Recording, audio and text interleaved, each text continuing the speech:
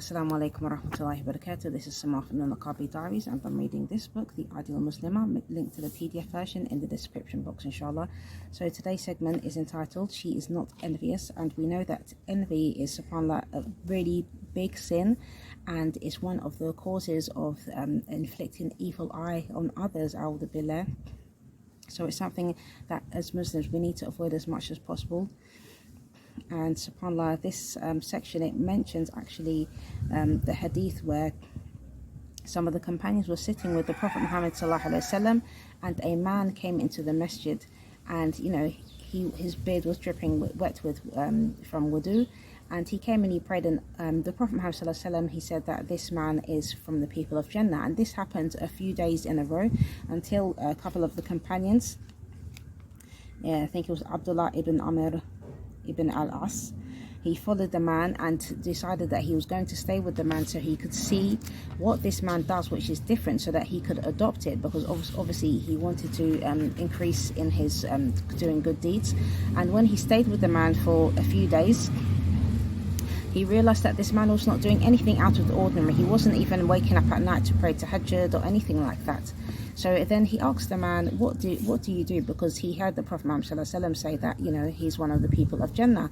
And the man replied, he says, I do not hold anything against any Muslim in my heart, and I do not envy anyone for the blessings that Allah has bestowed on him, subhanAllah. So we have to remember that all the blessings that Allah subhanahu wa ta'ala has given us is from Allah subhanahu wa ta'ala, and it's up to him who he decides to bestow those blessings upon. It's by Allah's will.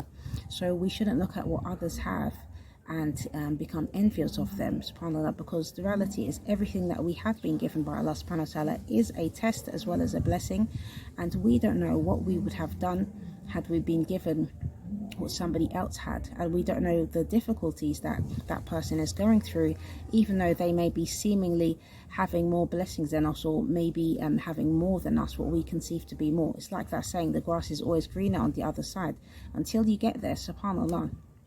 So we shouldn't be looking at others. Let's look at what we have and appreciate and be grateful for what Allah subhanahu wa ta'ala has given us, because he tells us in the Quran that if we are grateful, he will give us more.